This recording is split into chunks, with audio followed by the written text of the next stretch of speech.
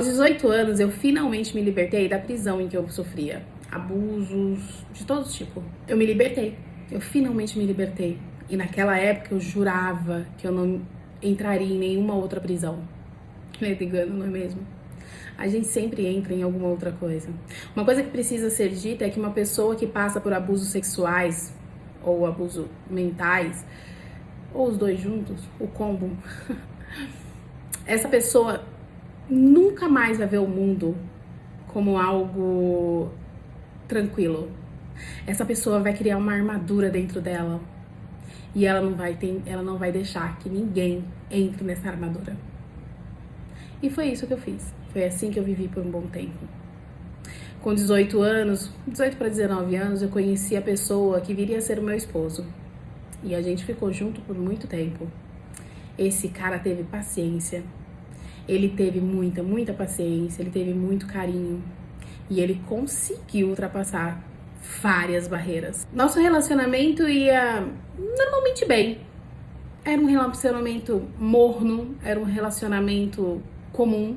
E algo que me assustava bastante, porque eu nunca tinha visto aquilo, nunca tinha vivido aquilo. Então me assustava bastante. Eu senti nele tanta segurança, eu não sentia perigo nele, sabe? Eu não sentia medo dele. Algo que eu nunca senti no meu ex era medo. Isso criou em mim uma certa empatia, um certo carinho, que eu naquela época ingenuamente achei que era amor. Então a gente decidiu casar. Eu decidi. Porque eu era desesperada por algum tipo de relacionamento, algum tipo de contato físico que não me fizesse mal. Então eu insisti com ele que a gente deveria casar. Hoje em dia eu me arrependo um pouco sobre isso, mas eu não me arrependo da relação que eu tive com ele, porque foi uma relação boa, muito boa. A gente foi muito parceiro um do outro, foi muito amigo um do outro por muitos anos. Muitas coisas aconteceram, meus irmãos cresceram, cada um criou sua própria vida, sua própria família. E as coisas pareciam que iam bem, sabe? Já fazia anos que eu não via o meu abusador. Então eu tava muito bem, eu tava relativamente confortável dentro da minha pele. Um dia meu irmão disse que ia ter uma filha, uma menininha. Pois é, meu coração naquele dia já virou uma manteiga derretida. Eu sou uma pessoa apaixonada pelos meus sobrinhos. Durante todo esse tempo, eu fingi que nada tinha acontecido. Eu vivi uma vida confortável junto ao meu esposo na época. Então eu não precisava ficar lembrando e pensando em todas as mazelas que eu passei durante minha infância e adolescência. Eu simplesmente deletei esse assunto da minha cabeça. Certas coisas não são facilmente deletadas. E certos monstros de vez em quando aparecem para nos assombrar. Eu por muitas vezes chorava na calada da noite sem nem saber o porquê. Acordei várias vezes com um certo calafrio e um peso sobre o peito, também sem saber o porquê. Eu não conseguia identificar de onde vinha tanta dor, mas era uma dor que eu não conseguia curar, era uma dor que eu não conseguia esquecer. Do nada eu sofria, do nada eu chorava, do nada eu sentia que eu era completamente errada naquele lugar, com aquela pessoa dentro da minha pele. Mas aí a vida seguia e eu botava por debaixo dos panos. Era festa de família e eu comparecia, fingia que nada acontecia, que nada tinha acontecido na minha vida. Os anos foram se passando e eu continuava fingindo. Eu consegui por muito tempo mesmo, não me encontrar com o meu abusador. Mas começou a ter muitas festas de família, muitos churrascos, nos quais eu acabava chegando e ele tava lá. Aquilo me fazia mal, mas eu não tinha pra quem contar. Eu não tinha falado nem mesmo pro meu esposo na época. Não tinha contado pra ele tudo que eu tinha passado na infância e adolescência. Eu não tinha contado pra ele por que eu era tão difícil de lidar na cama. Toda vez que eu ia em alguma festa de família que ele tava, eu voltava pra casa, voltava me sentindo suja, eu voltava me sentindo errada, sabe? Acho que só quem já passou por qualquer tipo de abuso vai entender isso que eu tô falando. Era choro atrás de choro, era crise de nervos, eu era muito estressada, eu gritava, eu chorava, eu não sabia de onde vinha tanta raiva. Da onde vinha tanta raiva. Descontava tudo na comida. Eu não comia pouco, não. Houve um tempo em que eu comia num pote de sorvete. Vocês têm noção? Um pote de sorvete daquele de meio quilo. Um pote desse. Eu comia desse pote. E eu levava esse pote como marmita para os trabalhos que eu fazia, nos lugares onde eu trabalhava. Eu só precisava daquele refúgio. E o refúgio naquela época era comida. Eu descontei muito das minhas frustrações na comida. Por que eu tô falando sobre isso?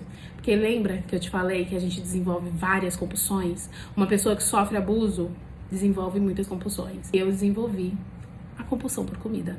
Sempre que tinha festa, eu me sentia na obrigação de ir.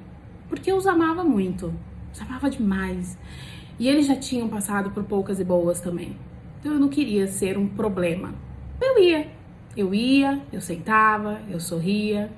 E era em casa que eu desabafava. Era em casa que eu chorava. Era em casa que eu surtava. Quando a minha sobrinha nasceu, um alarme soou na minha cabeça. E isso me desestabilizou muito. Uma paranoia se instaurou em mim. Eu tinha medo, pavor de que algo acontecesse com ela. Era como se eu me visse nela. Eu precisava que alguém protegesse ela. Então eu sentei com a minha cunhada na época. Eu contei tudo o que tinha acontecido comigo e quem era o abusador. Para que ela ficasse ciente e para que ela pudesse proteger aquela pessoa que eu já tinha um grande amor. Que eu já tinha tanto amor e tanto medo de que algo ruim acontecesse.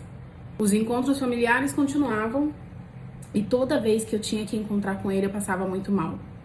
Nisso, a minha cunhada já sabia tudo o que acontecia comigo, então eu encontrei ali uma aliada. Um dia eu falei pra ela, eu falei, olha, quando houver festa de família e você souber que ele vai, ele, meu abusador, me avisa, por favor, pra eu não ter que comparecer.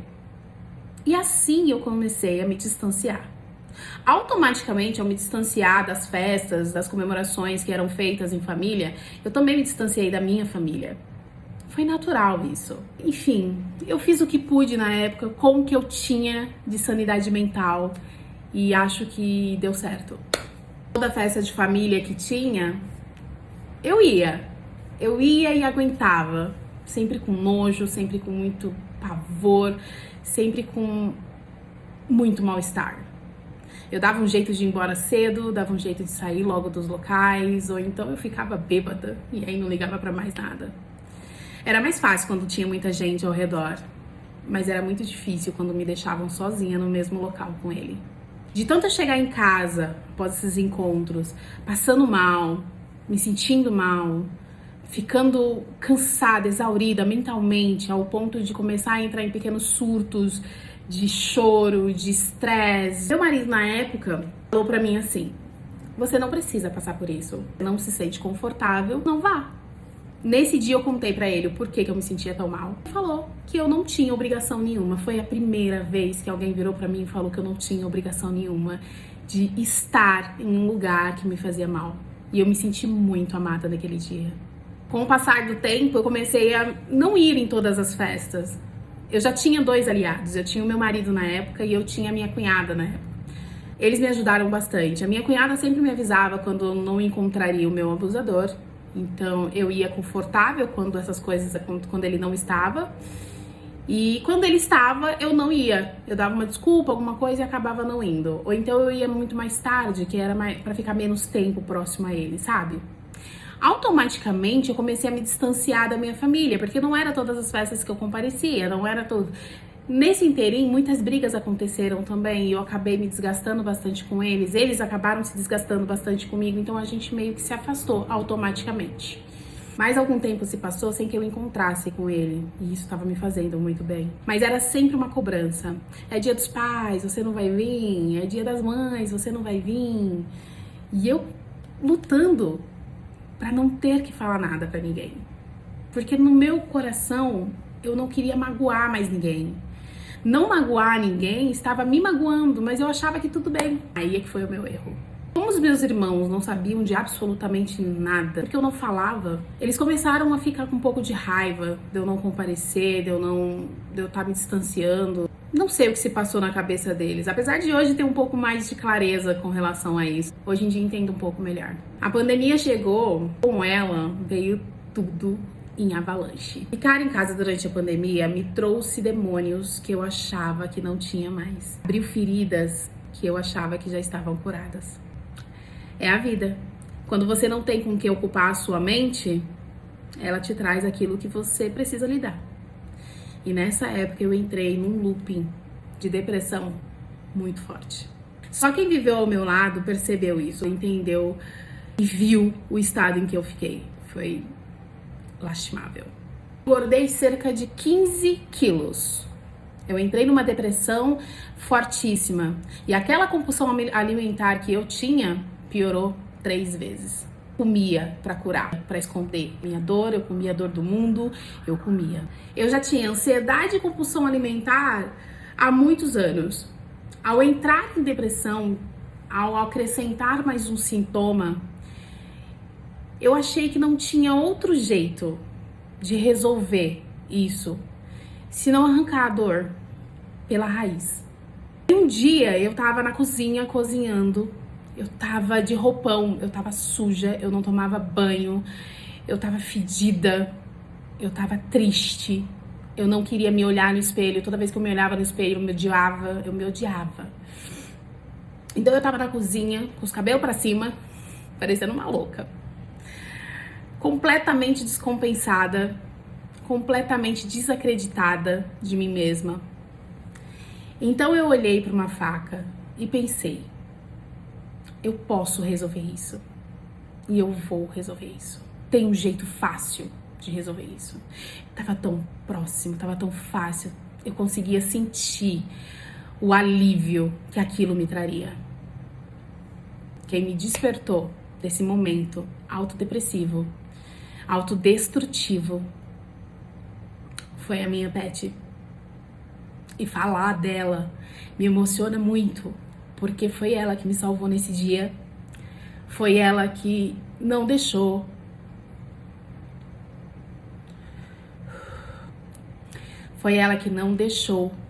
que eu desse cabo da minha vida ali naquele momento. Por algum motivo, ela nunca tinha me mordido na minha vida, e naquele dia ela me mordeu. Ela puxou assim minha roupa numa raiva assim que eu nunca tinha visto, e aquilo me despertou e me trouxe de volta pro aqui e agora. E ali, nesse momento de completo desespero, de completo desamor, eu entendi que eu precisava de ajuda. E aí eu conversei com uma amiga minha. Mel, muito obrigada, amiga, por isso. Você ajudou muito a salvar a minha vida. Eu sou muito grata. Pedi ajuda pra ela e ela me indicou a Joyce, que foi minha terapeuta na época, minha psicóloga. Foi quem basicamente me fez sair do limbo de autodestruição em que eu estava. Foi muito difícil. A primeira sessão eu só chorava, a segunda sessão acho que eu chorei metade da sessão, mas eu consegui sair daquele limbo complexo e doloroso em que eu estava, em que eu vivia há anos. Porém, só naquele momento eu tive clareza sobre aquilo que eu passava.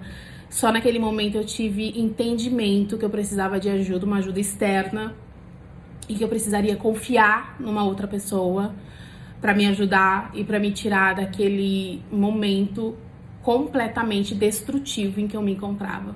A Joyce, com toda a paciência do mundo, me fez encontrar caminho de volta a mim mesma. Se hoje eu tô aqui, se hoje eu posso falar com vocês, se hoje eu tô contando minha história para vocês de forma tão aberta, de forma tão ampla, de forma tão crua, é porque a Joyce me ajudou a entender muitas das minhas dores, muitas das minhas responsabilidades, daquilo que não era minha responsabilidade. Porque até então eu achava que eu era culpada. Eu até então ainda tomava pra mim toda a responsabilidade pelo que eu tinha passado. Ao fazer terapia com ela, eu entendi muita coisa. Eu entendi que eu não era culpada. Eu entendi que a minha única obrigação era cuidar de mim mesma. Eu sou muito grata a você, Joyce. Vou deixar aqui novamente um agradecimento às pessoas que me ajudaram muito. A minha rede de apoio hoje é muito maior do que eu poderia imaginar, e eu sou muito grata a todos que me rodeiam, todos os que me conhecem, todos os que me viram no pior momento da minha vida. Eu nunca vou poder agradecer o suficiente por vocês estarem lá por mim. Muito obrigada.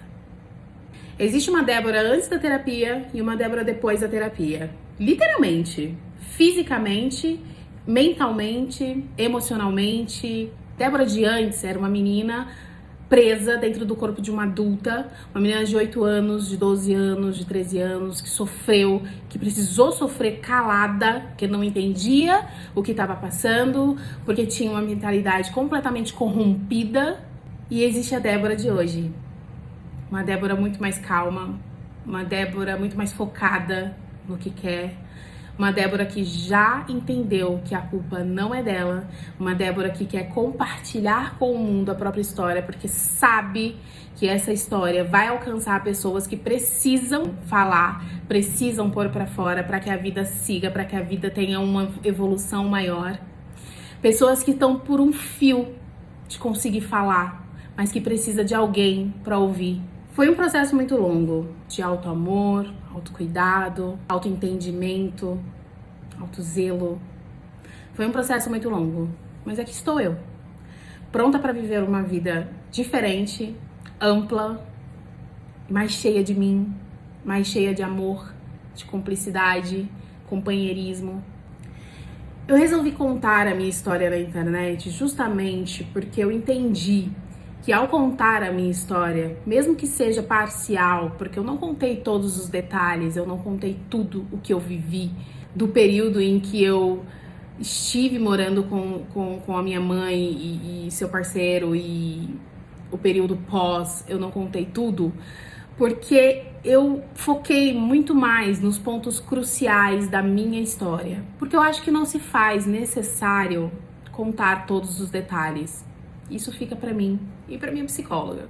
Mas existem muitas camadas aí que eu não falei. Existem muitas camadas que eu prefiro não falar. Eu opto por não falar. Mas o que eu gostaria que vocês entendessem é que esses vídeos são para criar uma conexão com pessoas que passaram diretamente pelo mesmo que eu passei. É por isso que eu fiz esses vídeos, é por isso que eu contei a minha história. Também é pelo fato de que hoje eu me tornei uma terapeuta para ajudar essas pessoas. O meu foco crucial em me tornar uma terapeuta é para que essas pessoas que passaram pelo mesmo que eu passei consigam talvez a mesma ajuda que eu tive, para que elas não cheguem, ou se chegaram, para que elas consigam sair do limbo em que eu já estive, que eu sei como é. Posso ajudar e você pode se ajudar. Vamos juntas? Forte abraço.